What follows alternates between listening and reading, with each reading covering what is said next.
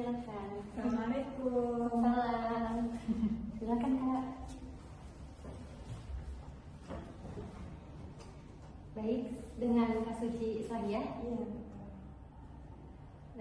Dari UIN Bandung ya? Iya. Jurusan BKI. Iya. Semesternya semester 4 ya Kak? Iya. Baik, sebelumnya Kak, kakaknya asal dari mana? Saya asal kampung saya dari Majalengka. Dari Majalengka, lumayan jauh ya Kak? Lumayan lah, alhamdulillah 2 jam. 2 jam. Baik, tadi gimana perjalanan ke fakultasnya, ke fakultas psikologinya? Saya lumayan asik sih karena soalnya baru pertama kali gitu ya ke sini. Tapi biasanya ngelewatin kan, ngelewatin Di depan doang sih nggak tahunya jadi baru tahu juga. Terus lagi berkegiatan kuliah atau emang sengaja lewatin ke sini? Sebenarnya saya sengaja sih ngikutin di sini, tapi nanti abis ini ada matkul gitu, jadi sekalian aja. Sekalian ya? Tapi kebetulan saya juga butuh buat ini sih konsul. Baik Kak, saya apresiasi ya Kak, udah berani datang ke sini, udah berani mengajukan diri untuk konsultasi. Sebelumnya ada yang mau Kakak ceritain? Sebenarnya bingung banget ya ini mulainya harus dari mana gitu. Tapi akhir-akhir ini tuh saya merasa lagi hektik banget kan dalam kehidupan saya gitu, dan kehidupan di kampus gitu, karena di sekarang udah semester 4 ya Kak. Ternyata semester 4 itu nggak kayak semester 1 gitu. Pas semester 1 pas awal-awal tuh kayak saya masih enjoy gitu ya dalam perkuliahan, tapi semakin beranjak semester saya merasa semakin banyak gitu rintangan di perkuliahan gitu. Dan belum lagi saya kan aktif di sebuah organisasi gitu ya di kampus, jadi itu saya bingung banget gitu Kak buat membagi waktunya gitu. Baik. Kakaknya ngerasa bahwa ini lebih semester 4 tuh lebih sibuk ya, lebih kayak padat banget ya dan hektik banget Tiap hari gitu kayak jarang tidur di bawah jam 12, pasti di atas jam 12. saking banyak tugasnya ya. Saking banyak tugas, terus belum dari organisasi itu kan, soalnya saya juga mau melepasin organisasi juga nggak bisa gitu kan, karena emang ya saya udah nyaman sih sebenarnya di organisasi itu gitu, cuman ya saya belum bisa apa ya apa sih yang jadi prioritas saya gitu, belum tahu gitu. Masih bingung ya Kak antara kuliah sama organisasi mana yang harus diprioritaskan. Dan Baik. saya merasa dua-duanya penting gitu. Tapi kalau boleh tahu kakak organisasinya apa ya Kak? Kayaknya saya nggak perlu cerita deh kalau itu. Pokoknya itu organisasinya ya benar-benar yang saya sukai. Bagiannya mungkin Kak boleh dikasih tahu? Contohnya kayak gimana? Bagiannya kayak ketua atau sekretaris? Saya sebagai ini sih bendahara. Banyak bendahara ya Kak. Jadi lumayan sibuk sih di bagian itu. Tapi hebat banget kakaknya bisa sejauh ini masih bisa menghandle antara tugas kuliah sama tugas bendaharanya gitu. Padahal kan jadi bendahara di sebuah organisasi termasuk yang nggak mudah ya Kak. Bener-bener sih Kak, bener-bener gak mudah. Ya mungkin yang orang lihat gitu sih Kak, kayak saya cerita ke orang juga pasti tanggapnya ih keren banget ya kamu bisa nyelesain tugas gitu, karena ya alhamdulillah saya sebenarnya masih bisa ngerjain tugas, cuman sayanya merasa tertekan gitu loh Kak. Nah orang-orang memandangnya oh kamu balance banget ya hidupnya gitu, bisa ngebagi waktu di organisasi, bisa ngebagi waktu kuliah. Tapi sebenarnya yang sebenarnya tuh saya tuh tertekan gitu Kak. Gimana sih cara mengatasi rasa tertekan saya gitu Kak, biar saya tuh enjoy menjalaninya gitu. Kakak lebih sebelumnya ya Kak, saya mau bertanya dulu, kakak lebih enjoy menjalani perkuliahan atau ke bendaharaan? Sebenarnya saya di organisasi sih Kak, lebih asik.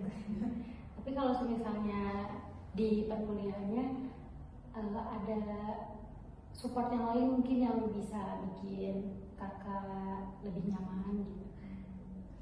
Kalau di perkuliahan sih saya ya ingat ketujuan awal aja sih Kak. Saya kan masuk ke UIN ini ya buat kuliah ya, bukan buat organisasi ini gitu.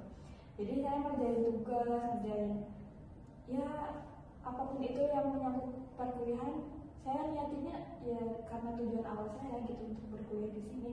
Tapi kalau organisasi itu kan bukan sesuatu yang wajib ya kak, tapi saya merasanya itu adalah saya banget gitu, beda sama perkuliahan yang harus menuntut harus gini gitu. Jadi saya lebih enjoy di organisasi karena itu sih. Jadi lebih enjoynya tuh gara-gara di organisasi tidak terlalu banyak tekanan gitu ya. Kalau di perkuliahan kayak tekanannya tuh kayak deadline gitu ya kan. Tapi wajar gak sih kalau saya tertekan kayak gitu? Iya kan, wajar banget sih kalau misalnya saya ada di posisi kakak juga, saya bakal ngerasain kayak gitu, hal yang sama gitu. Iya sih, tapi saya overthinking juga sih kak. Apa karena saya merasa tertekan di perkuliahan itu karena organisasi saya gitu ya kak? Karena saya ya sering menyalahkan perkuliahannya gitu, bukan ke organisasinya. Padahal kan mungkin aja gitu saya kurang bisa membagi waktu buat kuliah itu karena organisasi. Tapi saya nggak pernah nyalahin organisasi loh kak, karena saya merasa senyaman itu di organisasi gitu. Jadi gitu ya kak. Makasih ya udah mau terbuka tentang masalahnya kakak. Jadi kita sekarang lebih bisa membahas ke tahapan bingung sama capeknya kakak ya. Terus burnout antara perkuliahan sama organisasi itu mungkin ya kak. Buat selanjutnya, kalau misalnya kakak lagi memikirkan antara perkuliahan sama organisasi, yang pertama kali muncul di pikiran kakak itu apa ya kak? Ya pastinya perkuliahan sih, karena itu yang jadi tujuan saya masuk ke sini gitu. Pasti yang muncul pertama perkuliahan sih. Perkuliahan ya kak. Tadi kan kakak udah bilang bahwa di perkuliahan lebih banyak apa namanya tekanan ya, tekanan mungkin dari deadline atau lain sebagainya gitu ya kak. Itu kan termasuknya dari pengaruh internal di perkuliahan gitu, dari eksternalnya mungkin dari keluarga atau pertemanan gimana kak? Kalau saya pikir-pikir sih nggak ada sih, tapi ya saya ngelihat ada harapan di orang tua saya gitu buat saya bisa lulus dengan nilai terbaik gitu ya. Ya sebenarnya nggak yang nuntut banget gitu orang tua saya, tapi saya ngelihat ada harapan itu di orang tua. Jadi ya saya merasa oh harus banget nih gitu dapat nilai A gitu. Kayak mungkin itu juga ya yang jadi tekanan saya. Iya, kayaknya kakak terlalu nge-push ke diri kakak bahwa saya harus perfect gitu menjalankan perkuliahan ini. Tapi sebenarnya orang tua saya nggak yang menekan banget sih. Mungkin bisa faktor dari diri sendiri ataupun kakak melihat orang lain kayak gini, jadi saya harus mencapai itu juga atau bagaimana? Iya bisa jadi sih. Karena saya juga sering melihat teman-teman saya gitu kalau kayak mereka lebih rajin ngerjain tugas gitu. Jadi saya merasa termotivasi. Mungkin rasa motivasi itu mungkin positif ya kan sebenarnya. Tapi kalau misalnya seringan dilakuin jadinya negatif juga ya.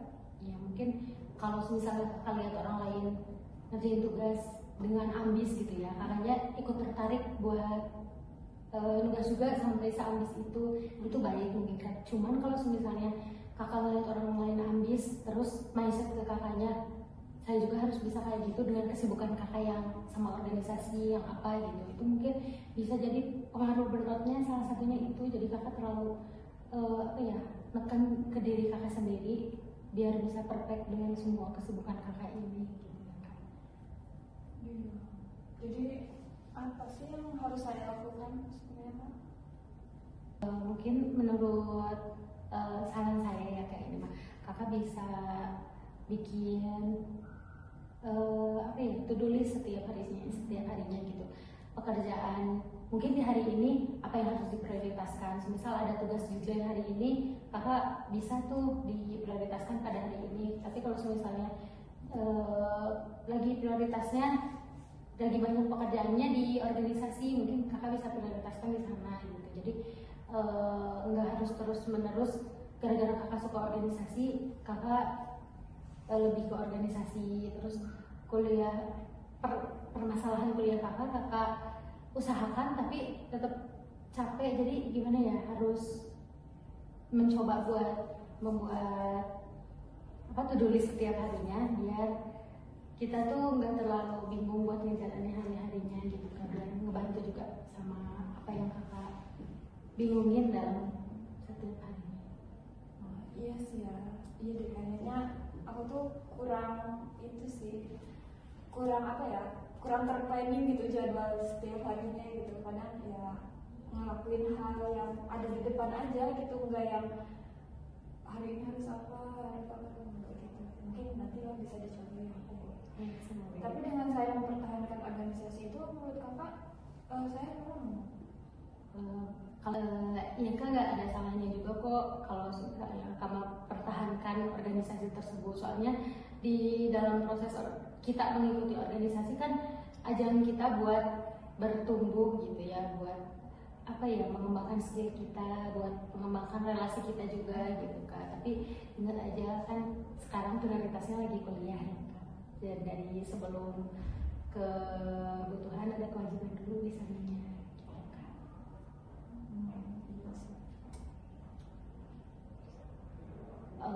Tadi kakaknya bilang kalau misalnya permasalahan kuliah itu kakak rasa sangat membebani ya kak, kayak harus dapat nilai bagus gitu, walaupun emang dari keluarga tidak terlalu menuntut, tapi kakak seolah-olah mengharuskan diri kakak buat mencapai itu semua dengan perfect gitu ya. Kalau lagi memikirkan hal tersebut, biasanya kakak suka merasa kayak gimana ya kak? Ya stres sih pastinya, soalnya kan itu nuntut diri sendiri ya, padahal enggak, lingkungan sekitar enggak nuntut, siapapun enggak nuntut, tapi diri sendiri yang nuntut gitu. Kayak Kayaknya capek banget ya.